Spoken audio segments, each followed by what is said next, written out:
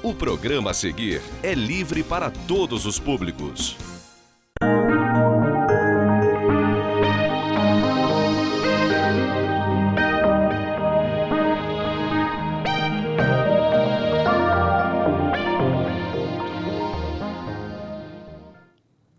Olá, como vai? Tudo bem? Estamos dando início a uma nova edição do programa Direito em Família. Neste primeiro bloco, vamos fazer como de costume e falar das notícias que foram destaque no âmbito do direito de família, certo? No segundo e terceiro bloco, aí a gente responde as perguntas que vocês mandaram para a gente pelo e-mail, o direitoemfamilia@gmail.com, ou passaram pelo telefone 992355431. Certo, doutor Jorge? Certo. Viu como é que eu decoro o telefone rapidinho? É, né? Fala de novo. 992355431. Fui eu quem disse para ela.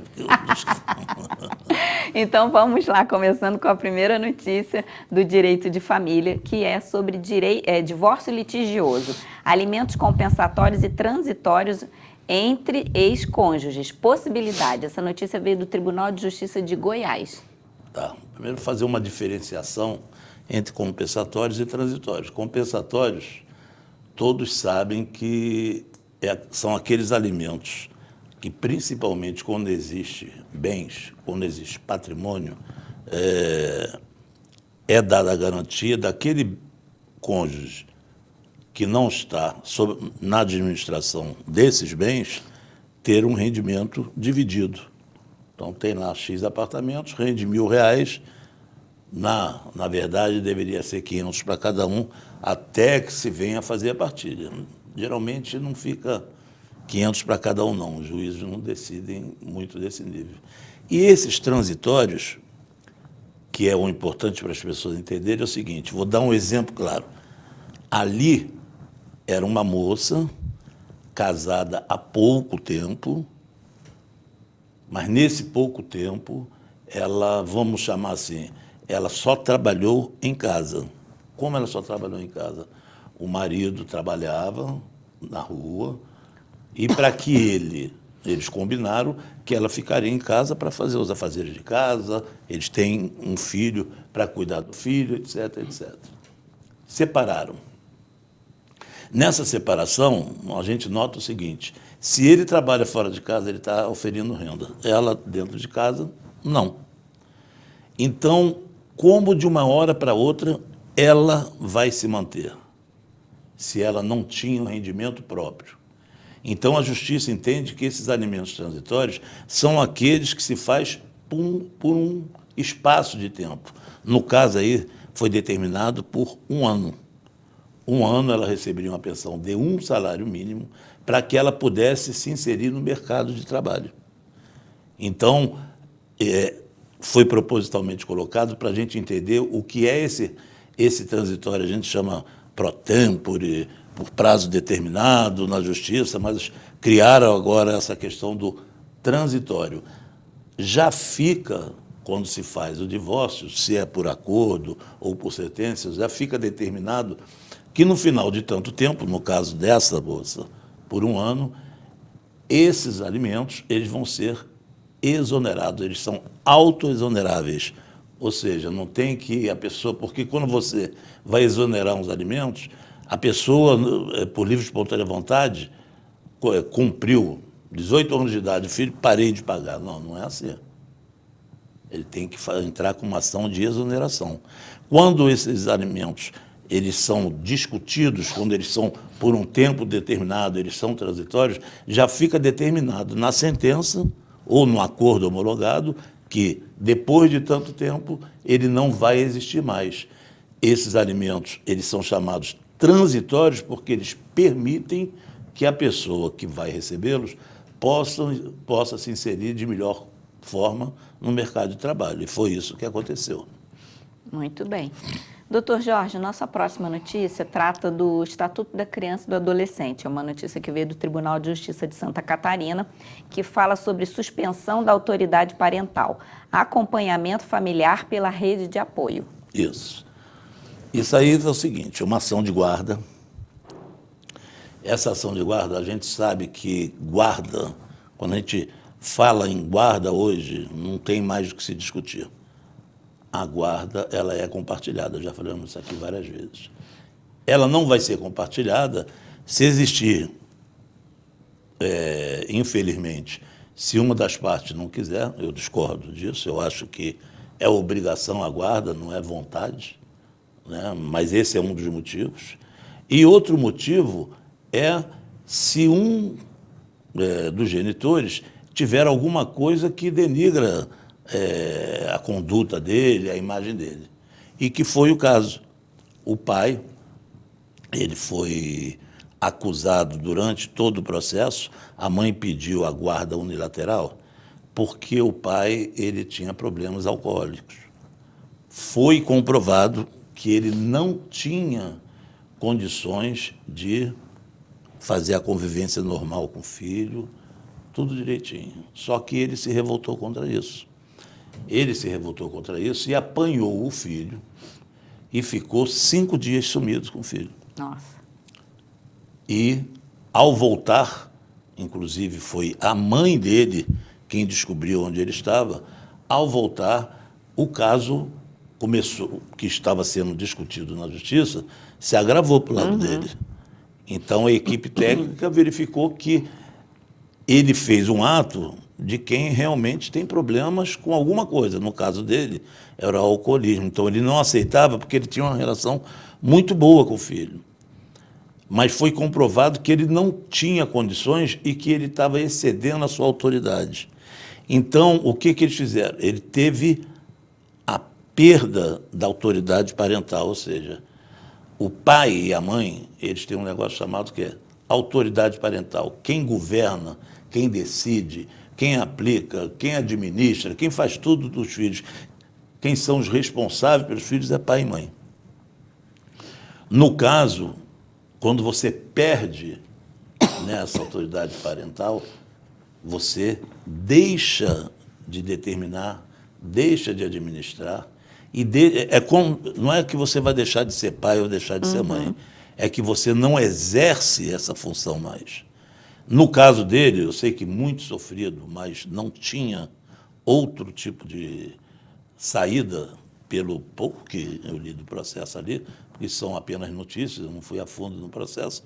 Ele perdeu a autoridade parental e se estabeleceu um tratamento, onde esse tratamento já vem sendo feito há algum tempo e ele já estava quase voltando. Quer dizer, quando você perde essa autoridade parental, você tem possibilidade, dependendo de como for o caso, de voltar a ter, não é voltar a ser pai, voltar a exercer as funções de pai de novo. Por quê? Porque foi submetido através de uma opinião do estudo técnico a respeito do caso, foi submetido a um tratamento que me pareceu eficaz para a questão do alcoolismo. Ele vem realizando esse tratamento, já está fazendo visitas ao filho, porque quando ele perde a autoridade parental, ele também perde o direito, a maioria das vezes, de conviver com a pessoa que ele perdeu essa autoridade. Então, ele já está fazendo de novo a convivência, aos poucos ele está construindo essa nova relação e me parece que, pelos estudos, já está começando a ser apontado a possibilidade dele ter de novo essa autoridade parental. A partir do momento que ele tenha a autoridade parental e continue no tratamento, ele pode vir a reivindicar a guarda compartilhada. O interessante disso é para mostrar o seguinte: quando a gente fala de a pessoa viciada em alguma droga, como é o álcool,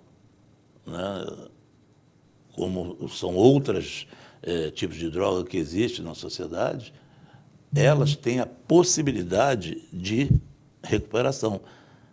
Foi tratada aí como uma questão de saúde pública. Não foi tratada a questão como uma questão criminosa, de policial, de prisão, porque ele é um viciado.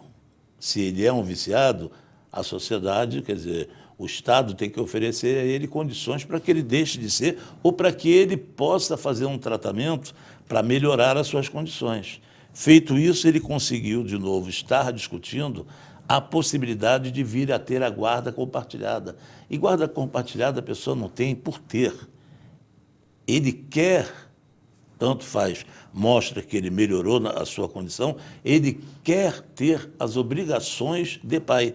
Ele quer ter as obrigações da guarda compartilhada. Ele quer não só pagar a pensão, ele quer conviver, ele quer ver a questão educacional, de saúde, de convivência, de crescimento do filho. Então, foi importante trazer isso aqui para mostrar que existe recuperação para aqueles que, infelizmente, têm um problema de saúde pública. Não é um problema, não tem nada a ver com marginalidade, nada a ver com uma questão criminal e uma questão policial. É uma questão de saúde pública que está sendo tratada e que tem possibilidade de êxito. Porque, né, doutor Jorge, a gente entende que o pai cometeu um erro, porque ele não poderia ter sumido com o filho por 5 dias, mas o fez exatamente por sentir falta da convivência com o filho.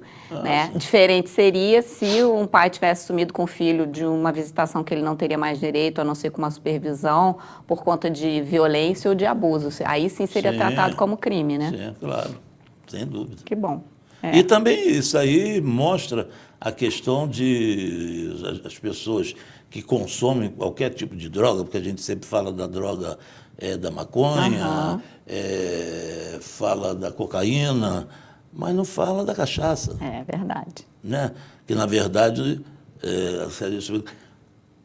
morre mais gente de cirrose, principalmente na Europa, na Rússia é um exemplo disso, do que qualquer outro tipo de droga.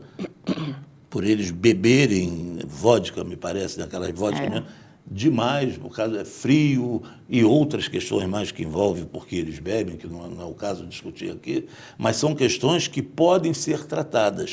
E se existe a droga legal e a droga ilegal, mas o tratamento tem que ser referente às duas questões, legal e ilegal. O que tem que se pensar é naquele ser humano aí, para fazer o tratamento de saúde com ele, não tornar ele um criminoso. Existe uma diferença de quem consome e a diferença de quem trafica. Verdade. É completamente diferente. Doutor Jorge, nossa próxima notícia vem lá do Tribunal de Justiça de Minas Gerais, que fala sobre inventário. Reconhecimento de paternidade socioafetiva. Reserva de quinhão. Olha só. Eu já falei aqui algumas vezes que quando você está no inventário, o inventário está seguindo e, de repente, aparece um filho. Aparece lá uma pessoa falando o seguinte: é o seu filho do Decus, aí eu quero minha parte. Então, o que o inventário, geralmente, como é que se procede? Você faz um rito de investigação de paternidade para você, praticamente para o processo de inventário, para ver se realmente aquela pessoa que está se alistando no inventário é o que ela diz ser, ou seja, filho do Decus. Bom, isso normalmente é assim. Então você vê um inventário que leva anos e anos e anos, porque essa questão da investigação de paternidade também é uma questão difícil.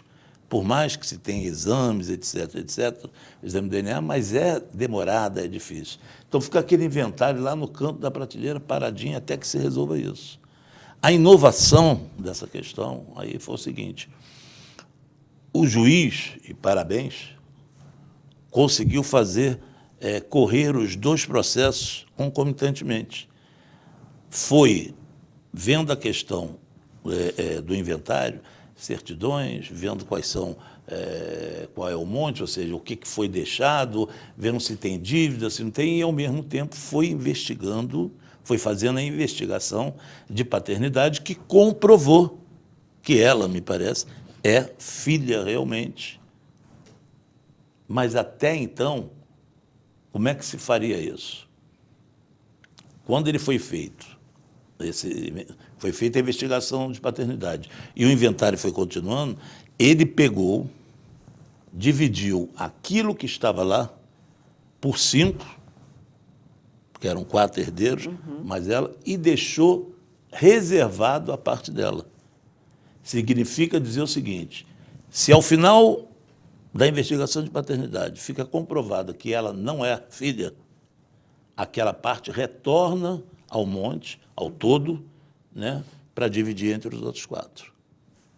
Se for comprovado realmente que ela é filha, aquela parte já está separada para ela. Ou seja, ele deu celeridade, deu rapidez ao processo, coisa que funciona da maneira que eu falei aqui, né? Entrou aí um dizendo que é filho, então vamos investigar isso. Aí pega aquele processo de inventário e fica parado lá no canto, até que aquilo resolva. Então não é que ele tenha inovado, é que ele usou o bom senso, né, para fazer esse inventário. E parece que está surtindo efeito nessa questão. Deixou separado, com a comprovação já é dela, já fica para parte dela, vamos dizer assim. Se não for comprovado, volta para o monte e será dividido por 4. Muito bem. A próxima notícia vem do Tribunal de Justiça do Rio Grande do Sul e trata de dissolução de união estável, partilha de bens, regime de comunhão parcial, presunção de esforço comum. Isso acontece muito. Eu costumo sempre dizer o seguinte: a pior demanda, as piores ações no direito de família, no meu ponto de vista, é a união estável. Porque quando os companheiros não fazem uma declaração dizendo que existe essa união estável, se um dia ela for dissolvida, ou seja, se houver o divórcio dessa união estável, de acordo como for, se for um litígio, aqueles litígios brabos mesmo, você provar a data que começou e a data que acabou, passa por várias coisas, passa por vários interesses, principalmente quando tem patrimônio. Então, é muito comum você ter um patrimônio, aí vem um dos companheiros, afirma o seguinte: nós começamos a nossa união estável antes da obtenção desse patrimônio. Estão brigando, o outro diz: não, foi nada disso. Foi depois. Por quê? Um quer incluir na divisão, outro quer excluir. E é o caso. Qual é a possibilidade? A possibilidade vem da onde? Vem das provas. Não existe como provar a união estável, a não ser que ela esteja declarada para o instrumento público, ou por outras questões, às vezes um documento particular, que o juiz vai entender a questão da boa-fé e negar aquilo seria má-fé de uma das partes. Não existe outra possibilidade a não ser discutir, infelizmente, as datas. Se você tem um imóvel, ou tem um carro, ou um bem que você tem aqui, se for adquirido ao mesmo tempo, faz parte do esforço comum do casal, independente de quanto cada um deu para aquilo, ou se um deu alguma coisa, porque faz parte do esforço comum, aquele negócio que os dois estavam juntos com um objetivo familiar, e que esse objetivo familiar era o quê? O crescimento, era ter as coisas, era ter patrimônio. Tiveram patrimônio, é o objetivo deles. Então, aquilo é o esforço comum. Um não trabalhou fora, mas serviu como alicerce para que o outro crescesse na vida, para que sustentasse essas histórias todas que a gente já vem falando aqui há muito tempo. Então, nesse caso aí, já foi definida a presunção. Existe a presunção de esforço comum. Resta saber o quê? Vai ser dos dois, dependendo se for comprovado a data certinha. Para dar um exemplo claro, vamos supor que isso tenha sido comprado em 2010. Um fala que está desde 2009, como companheiro, o outro fala que está desde 2011. O que está falando que está desde 2009 está incluindo esse bem, dizendo que é dos dois. O outro está dizendo: não, é só meu porque eu já tinha o bem quando entrei nessa relação. Não é isso? Então, as provas testemunhais, provas escritas, provas de declaração, todas vão balizar isso. Né? Um vai ter que mostrar que foi antes, outro vai ter que mostrar que foi depois. E isso é que vai orientar a justiça, vai orientar o juiz para que ele defina desde quando é essa união estável.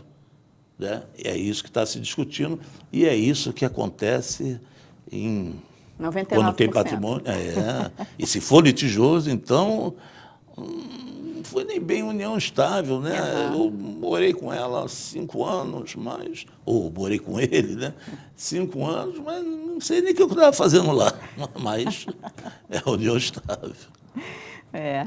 Doutor Jorge, nossa última notícia do Boletim das Famílias trata de alimentos, né? Majoração dos alimentos provisórios, uma notícia que veio do Tribunal de Justiça do Rio Grande do Sul também, fala sobre o cabimento, né? O cabimento desses alimentos provisórios. Tá.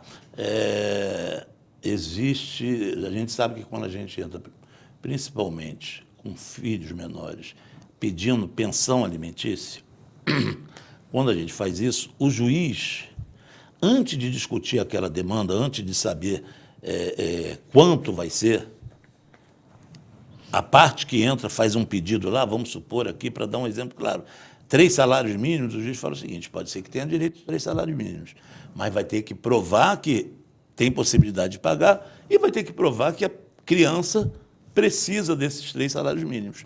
Mas, por enquanto, até que a gente decida isso, o juiz vai lá e dá os alimentos provisórios. Então, ele calcula lá e fala assim, vou dar um salário mínimo e meio até que tenha uma audiência para que a gente possa decidir essa questão. Então, geralmente, é assim, alimentos provisórios, antes de uma audiência, ele pode ser combatido através de um recurso por parte daquele que é o credor, aquele que vai pagar os alimentos. Então, ele faz um recurso ao tribunal, onde os desembargadores vão julgar se é aquilo mesmo, se ele tinha que pagar. Muita gente recorre, você tem que pagar isso aí, o desembargador praticamente devolve. É claro que tem que pagar, não tem jeito. Mas eles discutem os valores. Olha, está demais. Não é normal que isso aconteça nos alimentos provisórios. Nesse caso aí, foi o contrário. Quem pediu os alimentos provisórios, sei lá, pediu 3 e ganhou meio ou ganhou 1, acha que não dá para aguardar uma audiência, uma conciliação ou uma definição final dessa pensão com aquilo que o juiz determinou, que é pouco e que não vai cobrir as necessidades da criança. Então, essa pessoa também, que nessa verdade está representando a criança, também tem a possibilidade, primeiro, de pedir ao juiz uma reconsideração, que não é um recurso. É uma petição que você faz pedindo uma reconsideração, dentro do prazo que você tem para o recurso. O juiz não reconsidera, você faz também um recurso. Nesse recurso, ele vai examinar de novo se ele pode acatar aquilo que a pessoa está fazendo, senão ele manda subir. Esse recurso, que é ao contrário, dizendo o seguinte, o pedido de alimentos foi X, o juiz deu Y, mas esse Y é muito aquém da necessidade para a gente esperar até que ocorra uma definição dos valores reais. Então, ele recorre para ver se os desembargadores, se o tribunal faz essa revisão também a favor da criança, ou seja, se ele deu um salário mínimo de alimentos provisórios, o tribunal passa para 1,5, passa para 2. Então, é possível recurso de ambas as partes. Um que reclama que foi determinado para ele uns alimentos provisórios muito maior do que a necessidade da criança e maior do que ele pode pagar, e o outro que foi muito aquém, foi muito menor daquilo que está se pedindo até que se definam os alimentos completos. Então, é isso que houve nessa ação e que está se discutindo. Muito bem. Doutor Jorge, a gente vai para o intervalo agora, volta daqui a pouquinho com o segundo bloco do programa Direito em Família. Até já.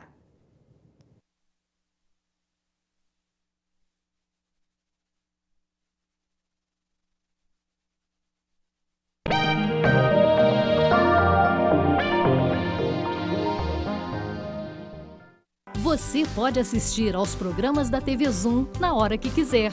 Pode também acompanhar ao vivo a nossa programação.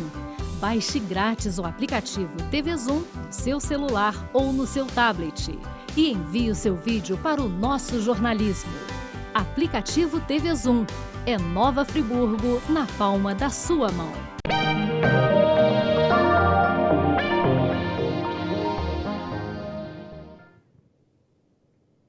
Voltamos com o segundo bloco do programa Direito em Família e a partir de agora a gente responde as perguntas que vocês mandaram para a gente, ou pelo e-mail, o direitoemfamilia@gmail.com, ou passaram pelo telefone 99-235-5431. Doutor Jorge, nossa primeira questão é a seguinte: estou visitando minha filha acompanhada de supervisão. Não me relaciono bem com a pessoa desde que era casado. Já pedi a troca da pessoa e minha ex se nega. Posso fazer algo? Claro que pode. Eu acho que essa supervisão é uma determinação. Foi determinado judicialmente que a convivência se faça através de uma supervisão, uma interposta pessoa. Os motivos não importam, né? Para a gente aqui, no caso, não importa o porquê que isso foi decidido. Por algum motivo, nesse momento do processo, existe uma convivência que tem que ser acompanhada por outra pessoa. Isso existe muito, tanto em relação ao pai e, muitas das vezes, em relação à mãe também. Isso é normal existir. E isso geralmente representa uma transição, né? Que o que se presume e o que se aposta é que essa supervisão ou esse acompanhamento, vamos chamar assim, existe para que no futuro não exista mais. Uhum. Quando você vai fazer isso, você não pode estar convivendo com seu filho, ou com sua filha, ou com seus filhos, acompanhado de uma pessoa que você tenha algum problema com ela. Geralmente está na cabeça dos juízes, do Ministério Público e dos advogados de bom senso que aquele acompanhamento tem que ser uma oferta da pessoa que está naquele momento com a guarda, mesmo que seja provisório, ou o pai ou a mãe, de uma pessoa que seja neutra. Neutra, justamente, a palavra é essa, que seja neutra, que está lá desenvolvendo uma função. E, geralmente, existem serviços profissionais para isso, de assistente social, de psicólogos e de pessoas acompanhantes mesmo, que vão cuidar da criança e que não vão ter nenhuma interferência na convivência. Muitas das vezes, existe um caso, quando é acompanhado por profissionais, que é necessário se fazer um relatório futuro, porque existe uma transição. Não, está perfeito, muito bem, eles se dão muito bem, o pai é muito legal, está sendo tudo certo. É isso. Muitas das vezes, a pessoa está fazendo só a função de acompanhar. Então, o normal é que aquela pessoa esteja junto num parque, não a tantos metros de distância, que não participe da convivência. Vamos falar que é o pai, né? Do pai com o filho, né? Que ela não tem ingerência nenhuma nisso. Então, muitas das vezes, é legal que se tenha um profissional que se faça isso, ou uma pessoa que aglutine aí a satisfação da mãe e do pai. Que existe essa concordância. Nunca, mas nunca mesmo aí, o que se pode fazer é imediatamente dizer isso, através de petição ao juiz, que está cumprindo as determinações, convivendo com assistência, mas que a pessoa que está assistindo é uma pessoa que não se adequa àquela realidade. O que significa não adequar àquela realidade? É uma pessoa que está ali investigando, é uma pessoa que está a serviço de alguém. Já tomou partido, né? Uma pessoa, justamente, que já tomou partido. Olha, isso não pode. Isso não pode. Geralmente existe esse problema. Porque se tem uma visita que ela tem um acompanhamento, é porque um problema existe. Se ele é verdadeiro ou não é outra questão. Mas naquele momento ele está sendo verdadeiro porque ele está sendo praticado. Se vai provar lá na frente que era intriga, que era mentira, que era má-fé, é outro problema. Mas se naquele momento está determinado, eu gostaria até que o juiz colocasse interposta pessoa que haja com profissionalismo, etc., impedindo que sejam pessoas de má convivência com um dos dois, ou tem que ser pessoa que dê bom relacionamento entre os dois. Deveria estar determinado. Jorge, vamos tomar esse caso mesmo como exemplo. Ele já começou a fazer a visita supervisionada. O juiz não tem que homologar alguma coisa assim, não, eu sou a mãe, eu sugeri fulano de tal. E aí... Não, o juiz... E o juiz não. Não? O juiz, ele determina que o tem juiz determina que tem e os pais que se resolvam. Isso. Se não houver, aí geralmente os advogados atuam. Se não houver nenhuma reclamação, o juiz está tranquilo. Entendi. Olha, tem lá a convivência. Está tendo a convivência, não houve nenhuma reclamação, está tranquilo. O pai já podia ter reclamado. Já podia ter reclamado. No momento em que a mãe propôs a tal pessoa. Essa pessoa eu não aceito. Essa pessoa. De bom senso, os advogados, eles têm que agir no sentido que isso não exista. Olha, minha cliente, você indicou uma pessoa que ele não concorda porque já durante o relacionamento de vocês, né, era uma pessoa sua amiga e não era amiga dele, ou então que estava sempre do seu lado nos conflitos matrimoniais, etc, etc. Então, para ele, não serve. Não serve. E eu acho, aí eu digo, eu tenho casos desses. Né? Na minha opinião, e eu falo sempre para o meu cliente, falo, olha, se essa pessoa é uma pessoa que vai criar um atrito, que não vai ser aceita pela outra parte, nem proponha. Melhor, nem proponha, porque a outra pessoa vai reclamar, e é uma reclamação, é perda de ponto para você. Então, eu acho que tem que ser alguma coisa de comum acordo.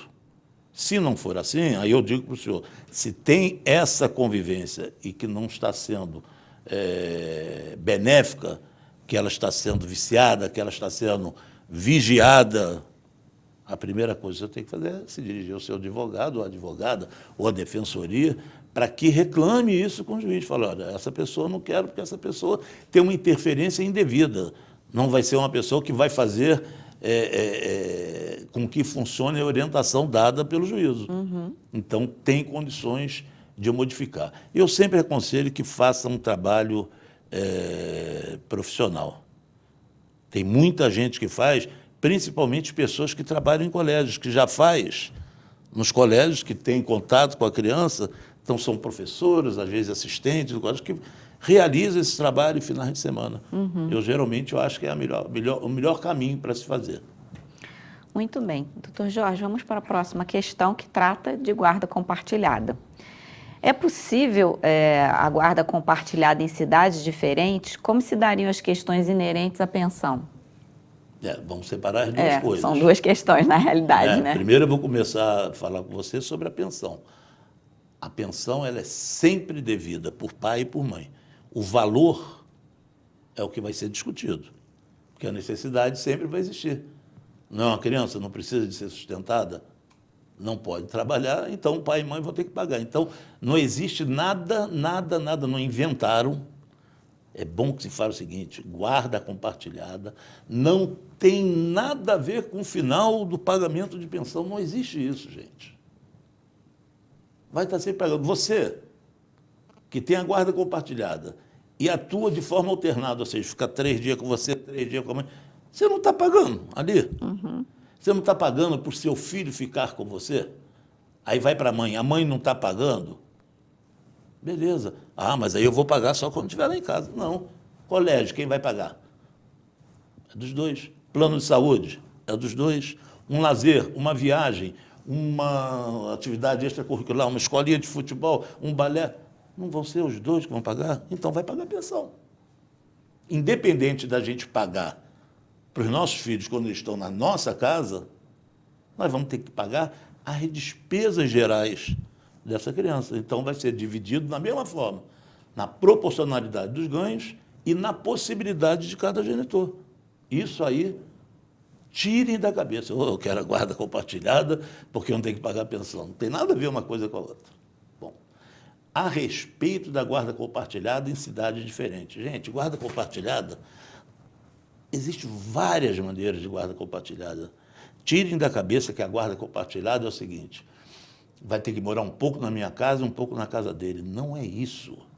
A guarda compartilhada vai compartilhar as obrigações, os direitos, a vida da criança.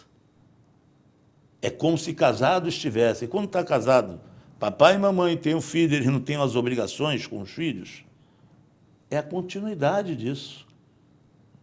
Se uma pessoa está em Cachoeira de Macacu e a outra pessoa está em Friburgo, e se determinou a guarda compartilhada, que vai ser determinada, se não tiver qualquer outro problema, vai ser determinada, vai se estabelecer nessa guarda compartilhada como ela vai se dar.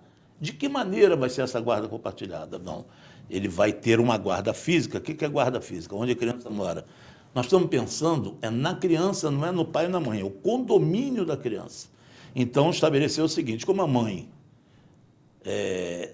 entendeu-se que para o melhor interesse da criança é ter a guarda física, ou seja, morar com a mãe, a criança vai para Cachoeira de Macacu. E vai se estabelecer uma convivência com o pai, às vezes um pouco maior do que se ele estivesse aqui. Por quê? Ele vai estar mais longe. Ao invés dele ter um dia por semana e mais finais de semana, vai ter 2 dias, vai se estabelecer isso. Mas as obrigações é o que vai discutir. O que vai se discutir? O colégio que a criança vai estudar vai ser por determinação do pai e da mãe. Não é porque está morando em Cachoeira, morando lá com a mãe, que a mãe vai falar, eu vou botar nesse colégio aqui. Não. É uma combinação entre os dois e dentro da possibilidade dos dois. A mãe chega lá, vou botar no colégio que custa X reais, o pai não consegue pagar, aí ela entra com uma ação dizendo, olha, ele não está pagando o colégio. Poxa, mas o colégio é mais caro do que ele ganha. Então, a guarda compartilhada, você pode estar em qualquer lugar. As obrigações, elas são compartilhadas. E mais, ela fixa a criança ao domicílio dela. A guarda compartilhada, ela diz lá o seguinte, o domicílio da criança é esse. Qualquer transferência de município deve ser, por comum acordo, caso contrário, existe a possibilidade da perda da guarda daquele genitor que fez essa ação. Foi embora com a criança, ou mudou de um lugar para o outro. Então, todas as vezes que houver uma mudança na vida da criança, tem que ser compartilhada entre os dois. Aí sim, se não houver concordância entre os dois, pode-se pedir um suprimento judicial, onde o juiz vai olhar o caso e vai ver, não, a criança pode ir para a mãe, sim, a mãe vai morar em Cascadura, entendeu? Porque necessita de morar lá e porque a criança tem que acompanhar, porque ela tem melhores condições de estar com a criança, por isso. Aí vai dizer, eu não sei qual vão ser os motivos. Ou vai falar, não, ela pode ir para Cascadura. Mas a criança vem para Friburgo porque ela tem melhores possibilidades aqui, igualmente ela pode morar com o pai ou com a mãe, a guarda compartilhada. Entenderam o que significa a guarda compartilhada? A guarda compartilhada é para que exista na cabeça da criança a continuidade familiar. Para que a criança saiba que tudo aquilo que é feito na vida dela é decidido por pai e mãe. Para que acabe com a prepotência daquela parte, ou do pai ou da mãe que acha que é dono da criança. Então, é em função da criança que se dá a guarda compartilhada. Então, é perfeitamente possível ela morar até em Belo Horizonte, se eu morar no Rio de Janeiro, e a guarda ser compartilhada. Doutor Jorge, a próxima questão... Deixa eu só colocar um negocinho, porque às vezes é, claro. bom informar. Eu dei um exemplo aqui, bobinho, que um mora em Belo Horizonte e outro mora aqui no Rio de Janeiro. Nessas condições, muitas vezes, se não houver o acordo, a justiça pode decidir que a criança vai acompanhar a mãe para Belo Horizonte, porque é melhor para a criança, mas, ao mesmo tempo, pode decidir também de outra forma. Olha, como vai ser mais difícil a convivência do pai com a criança em períodos escolares, pode definir que feriados e férias se deem com o pai. Uhum. Para dar uma compensada. Para dar uma compensada. Uhum. Então, ele cobre um lado, mas é o seguinte, olha, nas férias, nos feriados, né, um feriado de Semana Santa, um feriado de Carnaval, um Corpus Christi da vida, os feriados maiores, vai estar sempre com o pai. pode até definir o seguinte, já que a mãe foi por uma questão profissional, que vai melhorar para ela, mas era bom que a criança fosse com ela, que ela banque metade ou todas as passagens, tudo pode ser definido.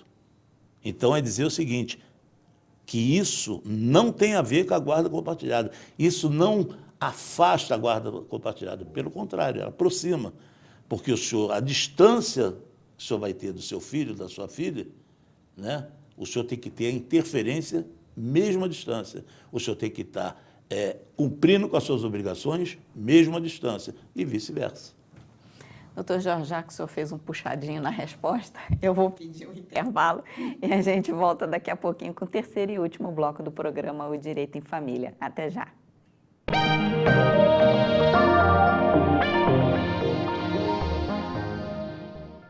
Acesse tvzoom.com.br e fique por dentro das principais notícias de Nova Friburgo. É o jornalismo de 19 anos com a marca TV Zoom. Agora também em um portal de notícias. tvzoom.com.br. A sua notícia na internet.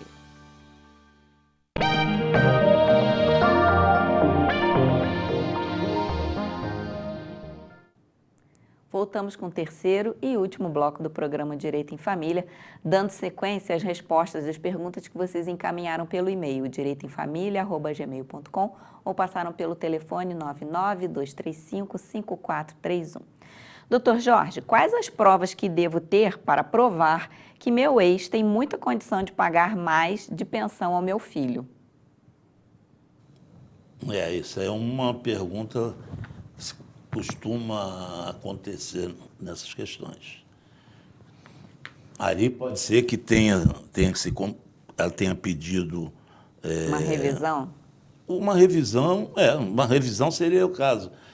Mas até mesmo nos alimentos, você pede lá, entra com uma ação de alimentos e pede R$2.000, não vamos falar salário mínimo, não, vamos falar de R$2.000 e fica definido ao final que tem R$1.000, porque foi provado que aquele que vai pagar a pensão, que está sendo cobrado, ele trabalha de carteira assinada que ganha 2.000 e pouco, como é que ele vai pagar mais do que 1.000? Não é isso?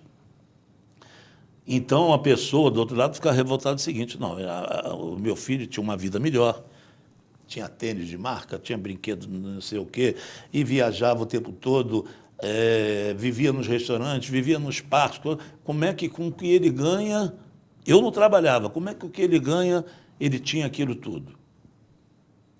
Você não existe nenhuma prova concreta, você não existe nada escrito, mas você tem uma visibilidade diferente, né? É o negócio da aparência. Existe uma teoria chamada teoria da aparência que se usa muito nesses casos, voltada para o direito civil, mas que usa muito no caso do direito de família nessa questão. Com a teoria da aparência, já falei aqui algumas vezes, a pessoa demonstra ter muito enquanto está junto e fica pobre depois que separa. Aí você vai ter que comprovar através de provas, né? Você vai ter que ter provas dizendo o seguinte, olha, ele ganha realmente na carteira dele os 2 salários mínimos e meio que ele está dizendo. Sem dúvida. Mas com 2 salários mínimos e meio, será que ele fez isso? Aí comprovar tudo que fez na vida. Será que ele fez isso? Foi para Disney vários anos, isso. Viajando será para que fez? onde? Será que com 2 salários mínimos e meio ele tem condição de ter o carro que ele tem?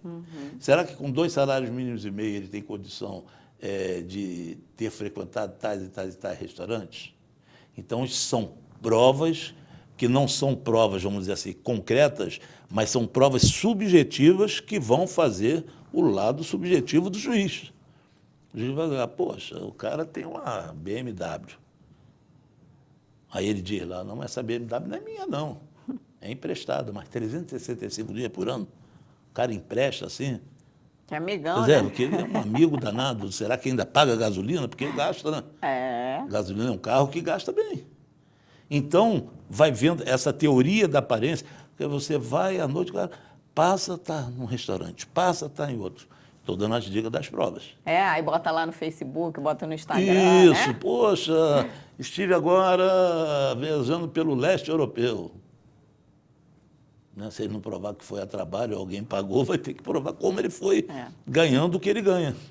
Então, essas são provas, vamos chamar de subjetivas, que ela é representada pela teoria da aparência, que vai dizer e vai mostrar que a possibilidade em pensionar é muito maior do que aquela que está no papel, ou seja, que está na carteira assinada.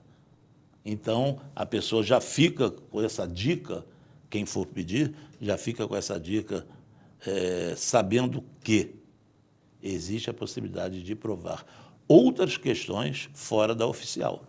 E o juiz vai olhar para essa questão e o Ministério Público com bons olhos, principalmente se forem tão agressivas como uma pessoa com 2 salários mínimos e meio tem uma BMW andar 365 dias por ano. Agora, tem uma outra questão que o senhor mencionou no primeiro bloco, né? Vamos supor que realmente, aqui no caso, o pai tenha a condição de pagar uma pensão muito maior, mas que a pensão que ele está pagando, na realidade, supre todas as necessidades do filho. Mas aí é outra questão, né? As pessoas têm que tirar da cabeça que é o seguinte, existe a possibilidade, o pai ou a mãe ou os dois estão suprindo toda a necessidade dos filhos. Então, isso já, por si só, já é o bastante. Não é porque o pai ganha 200 que ele vai ter que pagar um percentual em cima daqueles 200. Se isso for muito além da necessidade do filho, o que se faz com o restante da necessidade? Quem vai governar esse restante? Como é que vai ficar esse restante? Agora, existe também outra coisa. O que são essas necessidades? Calçar, vestir, beber, comer, estudar, saúde, não é isso? Tem um lazer e tem a vida que ele tinha enquanto estava com o pai e a mãe. Serve para marido e mulher, serve para pais e filhos, que são chamados alimentos côngruos, que você, o nome não importa, que você é o seguinte, você dar efetividade depois da separação, fazer com que a vida dos seus continue da mesma maneira. Você não pode ter uma criança que vivia num patamar, que fazia de tudo, não é porque você separou que ela não vai ter mais direito a isso. Tem que ser propiciada a ela a realidade que ela tinha anteriormente, é o que eu falei no começo. Tinha muito, separou, virou pobre. Então, o filho, com ele, frequentava todos os lugares, quer dizer, ia à Disney de férias, depois que separou, vai para Caxias. Ainda vai para a casa do compadre, perturbar o compadre, em vez de pagar o hotel, porque diz que não está podendo pagar o hotel.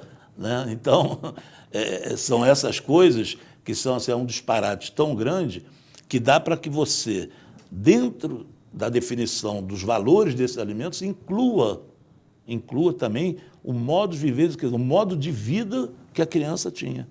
Né? Fazer com que, depois de separados, depois de divorciados, ela possa ter a mesma qualidade de vida. Se não mexer na possibilidade, se a possibilidade continuar a mesma, ela pode ter essa mesma qualidade de vida, a não ser que vire pobre. Lembrando que os alimentos... Tem muitos, né? Que é uma pobreza depois que separa, você sabe. Mas lembrando que os alimentos não é para dar lucro para ninguém, né, doutor? Justamente, não pode dar além. Alimentos não é para ter superávit. Não pode ter superávit, esse meu tem que gastar. Ou comprovadamente botar lá na caderneta para a criança. Comprovadamente. Doutor Jorge, não confio no pai da minha filha e acho que ele pode ter comportamento inadequado quando está com ela. Como fazer para proibir que ele fique sozinho com ela?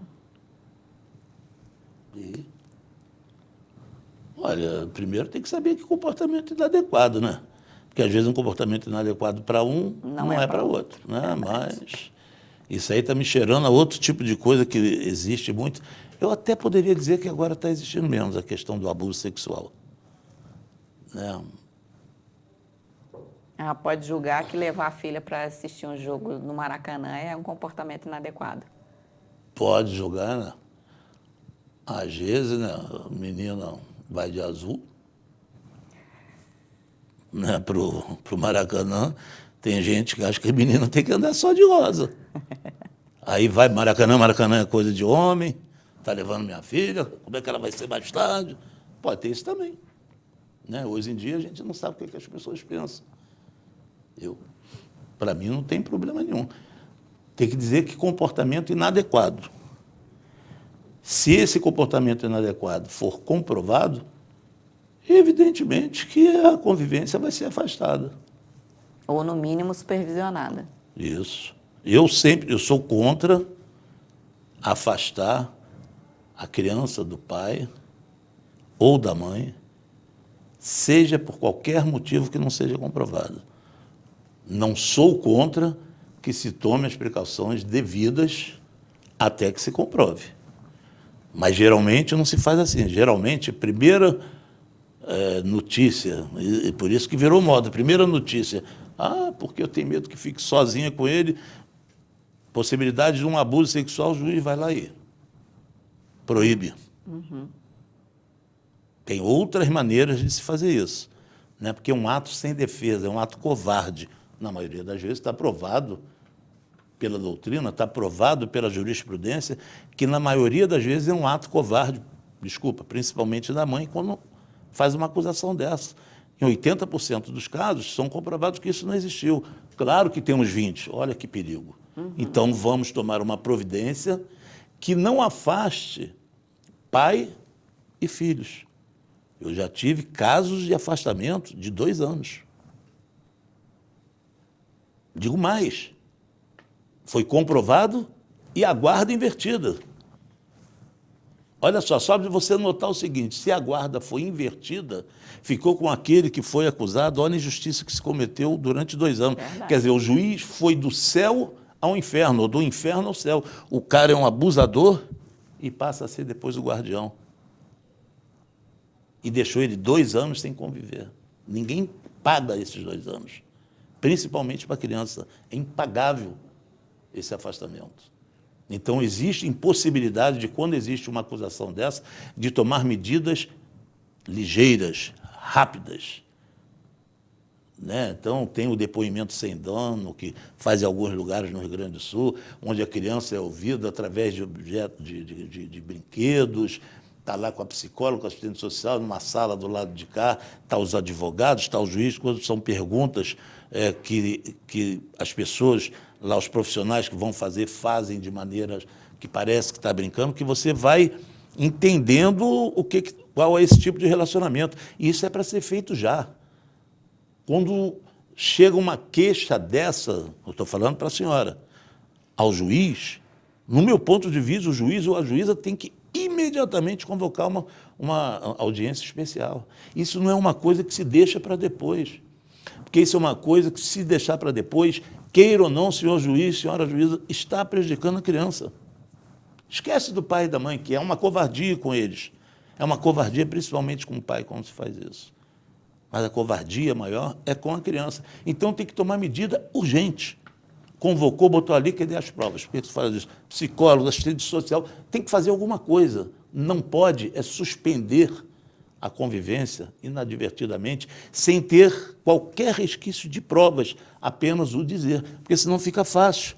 O juiz se sente ameaçado e fala, meu Deus, eu tenho que tomar uma posição, então eu afasto. Não, toma uma posição, eu convoco, quero as provas, é amanhã. Que horas? 8 da noite. Não importa. Não é o melhor interesse da criança? Então, do meu ponto de vista, tem que ser feito dessa maneira. Se a senhora tem isso na cabeça, se a senhora acha que essa conduta que ela chama... Comportamento inadequado. Esse comportamento inadequado tem a ver com isso ou com outras questões, ao realizar isso, ao pedir em juízo, conversa com o seu advogado ou com a Defensoria Pública, vá carreado de provas. Né? Olha, é isso. Essa suspeita passa por esse fundamento, por essa situação, para que seja resolvido imediatamente. Porque, se for comprovado futuramente que aquilo não foi verdade, ou for comprovado que aquilo foi utilizado para afastar, é possível de se perder a guarda. Né? Porque um pai ou uma mãe que faz uma coisa dessa não está pensando no filho. Então, ou tem bastante substância aquilo que vai ser colocado, ou não faz. Se for fazer, faz a vera, não faz a brinca, não. vai mesmo, fala, vou provar porque a criança está correndo risco. Se é essa a verdade, tem que fazer imediatamente, mas se for apenas por esses motivos que a gente conhece, de separação de casal, que tem algum atrito, algum conflito mal resolvido e que está utilizando a criança para isso, não faça, porque pode ter consequências danosas para a senhora. Agora, para a criança, é desde o primeiro dia. Isso marca para o resto da vida.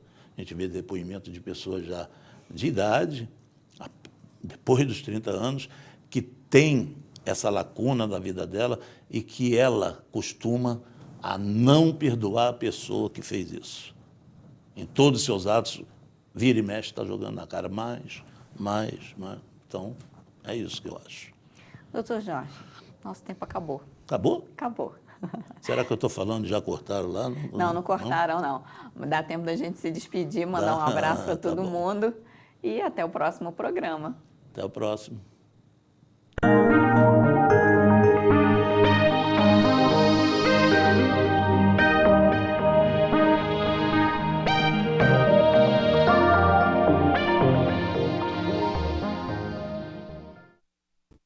Este e outros programas você assiste no aplicativo TV Zoom.